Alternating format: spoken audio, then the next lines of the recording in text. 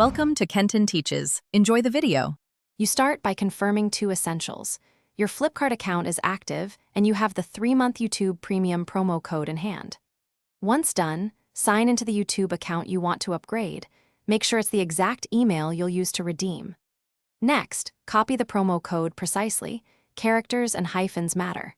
While you're ready, open YouTube in a browser or app. You'll need quick access to the account settings to apply the code immediately. Now you redeem. Go to YouTube Premium page, then choose Redeem or Payment Settings. You'll see a field for promo codes. Paste the 3-month Flipkart code and press Apply. YouTube validates it in real time.